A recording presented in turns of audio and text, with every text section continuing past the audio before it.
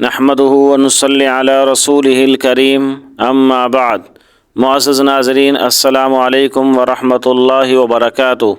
आज हमारा मौज़ू अऊज़ु बिल्लाहि मिनश शैतानिर रजीम बिस्मिल्लाहिर रहमानिर रहीम के मुताल्लिक़ है। अऊज़ु बिल्लाह, बिस्मिल्लाह। फ़राइज़ की कौन कौन सी रकत में पढ़ना ज़रूरी है, सुन्नतों में पढ़ना ज़रूरी है या नहीं, नवाफ़िल में अऊज़ु बिल्लाह और बिस्मिल्लाह का पढ़ना ज़रूरी है या नहीं। नंबर 2, अऊज़ु बिल्लाह और बिस्मिल्लाह के छूट जाने पे सजदा साहव लाज़िम होगा या नहीं होगा।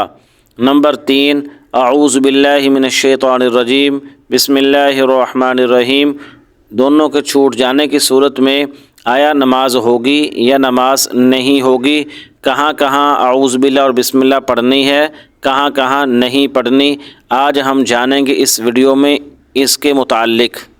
जी नाज़रीन, ये वो बुनियादी मसाइल हैं जिनका जानना हर नमाजी, हर मुसलमान के लिए लाज़िम और ज़रूरी है।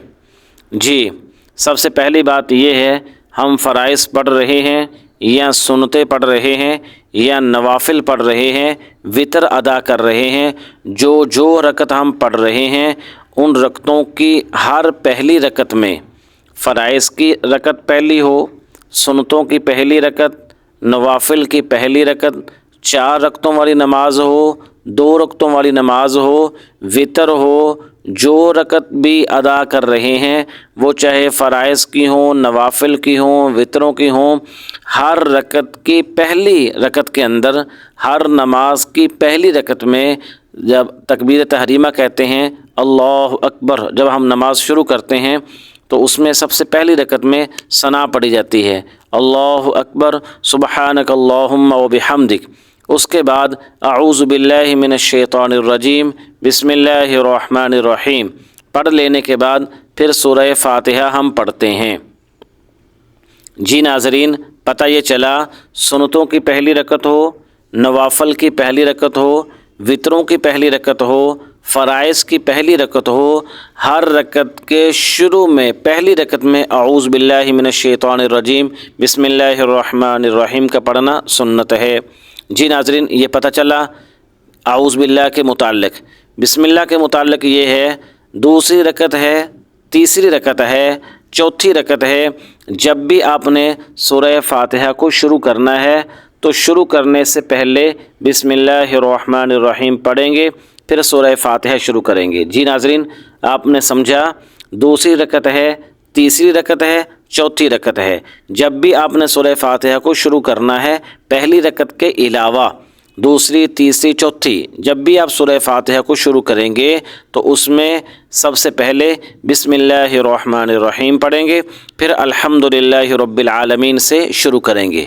जी नाज़रीन, तीसरी बात यह है, सूरह फ़ातिहा के बाद आगे हमने सूरत मिलानी है पहली 2 रकतों में। पहली रकत की बात तो हो गई, दूसरी रकत में हम सूरत मिलाते हैं, अगर सुनते हैं तो तीसरी चौथी रकत में भी सूरत मिलाते हैं।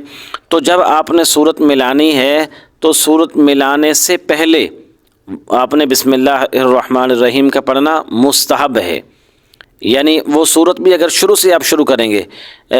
समझ में बात ये आई, पहली रकत है तो उसमें अऊज़ु बिल्लाह और बिस्मिल्लाह पढ़नी है, फिर दूसरी रकत है उसमें अऊज़ु बिल्लाह नहीं पढ़नी, सूरह फ़ातिहा से पहले बिस्मिल्लाह पढ़नी है, फिर सूरह फ़ातिहा को पढ़ना है, फिर आगे तीसरी रकत है, चौथी रकत है।